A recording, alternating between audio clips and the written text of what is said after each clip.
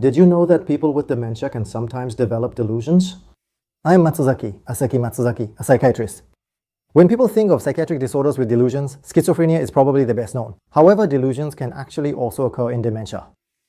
Although there are many different kinds of delusions, many of them can be classified into two categories: persecutory delusions in the broader sense, and misidentification delusions. These two. Persecutory delusions involve a person becoming convinced that someone else is doing something to them.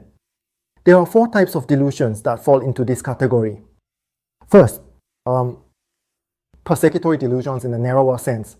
These involve becoming convinced that someone is trying to harm them. For example, they may think they are being harassed or believe that someone is trying to kill them. And second, delusions of theft. These involve becoming convinced that someone in the house has stolen their money or belongings whenever they lose or misplace something. And third, delusions of jealousy. These involve becoming convinced that their husband or wife is being unfaithful.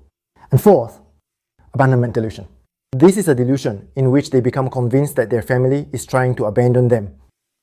The prevalence of persecutory delusion in the broader sense has little association with the type of dementia or with the severity of dementia, meaning they can be seen in both mild and severe cases. Persecutory delusions are thought to be strongly associated not only with cognitive decline, but also with psychosocial factors, such as a loss of confidence, anxiety, or feelings of loneliness in the background. And next, let's talk about misidentification delusions, which involve errors in recognizing things.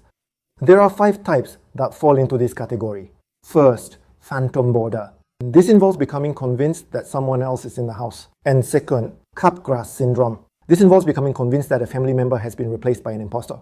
And third, misidentification of place. Even while at home, this isn't my house, or I'm going home. They may say things like that, showing a misidentification of place. And fourth, TV sign. This involves becoming convinced that events on television are actually happening right there in front of them. Some people may try to talk to people on television, while others may become genuinely terrified by events in a TV drama. And fifth, mirror sign. This involves looking in a mirror and becoming convinced that the reflection is someone else. Some people may even try to talk with the person they see in the mirror. Misidentification delusions have the characteristic of becoming more frequent as dementia becomes more severe. Today I explain 2 types of delusions in dementia. Persecutory delusions, which arise as distortions in interpretation influenced by psychosocial factors regardless of the severity of dementia. And misidentification delusions, which arise as errors in recognition and become more common as dementia progresses. These are the 2 main types of delusions in dementia. For persecutory delusions, empathy for the underlying emotions is key when responding to the person.